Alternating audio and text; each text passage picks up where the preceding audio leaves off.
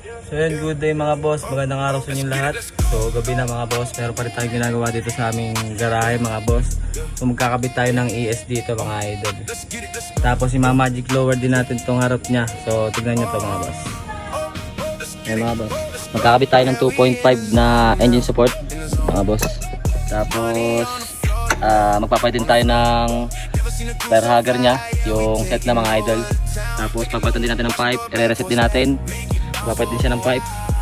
Tapos i-change oil din natin to mga idol. Marami tayong gagawin dito. Tapos magpapalit din tayo ng switch na may hazard tsaka passing na rin na ikakabit. Tapos ito mga boss, magic lower naman natin yan mga idol. Ayan. So ayan mga boss, mamaya makikita nyo na yung pinaka final nito mga idol. Ayan, ayan. So mga idol, tanggalan natin yung stock mga idol. Bit natin yung 2.5 nito. Mamaya mga boss, ibabonted natin ito para makikita yung tindin. Ito na mga idol, magic load na natin ito mga idol. So ikakabit na lang natin ito. So hindi natin kasama yung fender tulip kasi ito ay hindi naman ito kagaya natin mga idol. So yan, hindi natin ito fender tulip yan. So mga idol, so yun yung fork oil, ganta natin ng bago.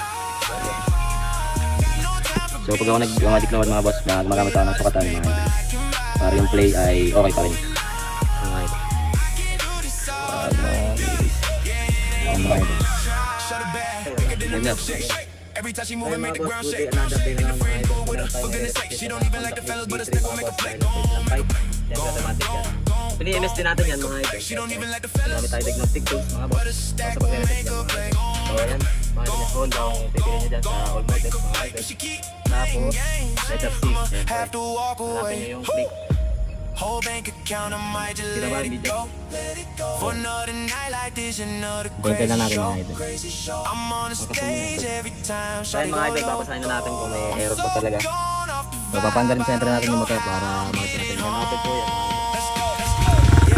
Dito pa lang mga idol, makikita natin kung may mga error dyan. Magpupula yan sa bawat side sa mga idol.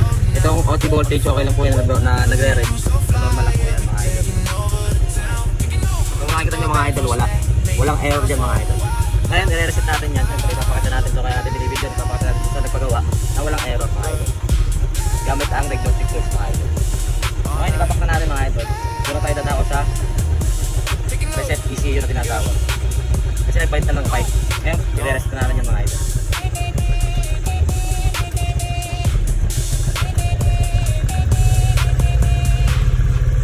Ito tayo bukas idol.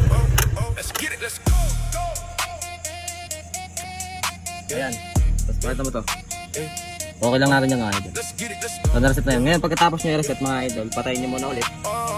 Ngayon pagkapatayin nyo mga idol, punutin nyo yung mga sakit-sakit mo sa battery. Tapos yung may pambasa ng diagnostic.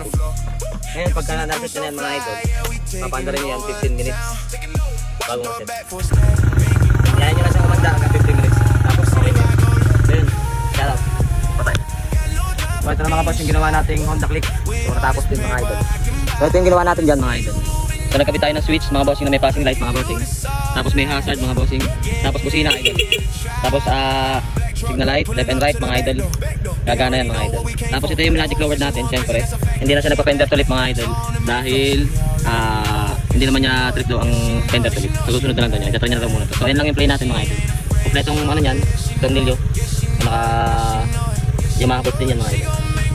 Tapos naikabit na rin natin yung ES mga idol na 2.5. Tapos pipe, nakabit na rin natin yung pipe. Ayan, nakabisa niyan. Tapos nakabit din tayo ng tire hugger na may kasama ng kulan mga idol. Tapos nireset na rin natin yung ECU. So ayan nga pala mga idol. O dahil dyan, kapirasong bondage. Gusto ko pa kasama mo, wala kang alinlangan. Ay lumalayo pag di na kaya, sana mapatawa. Wala pera minsan sarili di mapatawa. Lalo na ako natatanga, pero kung saka